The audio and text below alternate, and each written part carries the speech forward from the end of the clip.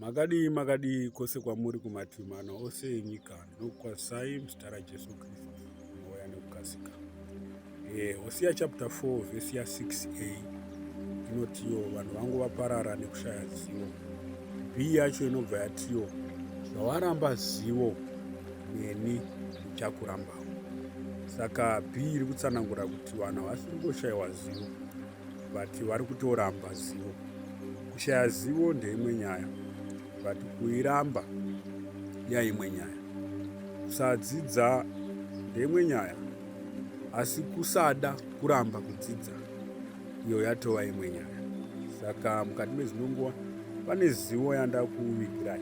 Handino kuti muchairamba here kana kuti muchaigamuchira. Chira nderenyu kufuka kana kuwarira. Asi ndine bhuku randakabata panapa rinonziro Healing Wonders of Plants volume 1. Ukaenda papeji 69 rine plant iripo ipapo inonziyo snakeweed. Snakeweed inobatsira zvirwere zvinoita izvo 10 zvirwere zviripo. Saka ndouya ndoda kuratidzai chikwid kuti zvimwe chida nekutenda ungabatsirikana kana kubatsira hama neshamwari. Saka ndo plant apa. Saka tikaenda panapa papeji 69 iyi ndo plant yacho inonzi iyo snakeweed. Ifunga muri kuiona plant ine zvirwere zvese zviri panapa izvi. Medicinal uses, dose, how to use, zvese zviripo. Saka plant yacho ndiyo iyi itori panapa snakeweed. Ndiyo iyi snakeweed. Ndiyo plant inonzi snakeweed.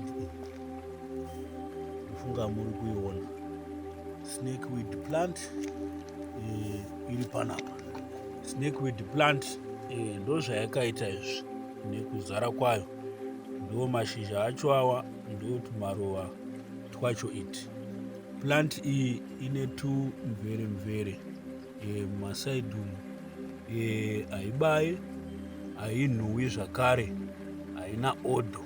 Ukaitema inogona kubuda tumukaka. Saka plant iyi inorapa zvirwere izvo zvinoita izvo kuti zvinosvika izvo 10. Asima inobatsira, kukosora inobatsira, mudumbu munorwadza inobatsira, kungava kuchaya inobatsira, inobatsira zvakare zvirwere zveganda, inobatsira zvakare zvingave sasa, angave maronda, inobatsira zvakare kubhidha, kubuda kweropa kunze kweganda. Plant iyoyi inobatsira. Iantidote zvakare yesnake bite. Iantidote zvakare for masnake bites. Munhu akarumwa nenyoka, this plant is an antidote. Ndo saka yakatonzi iyo snakeweed. Inobatsira zvakare. In general eye diseases, plant iyi inokubatsirai zvirwere zvemaziso zviri general zvakasiyana siyana.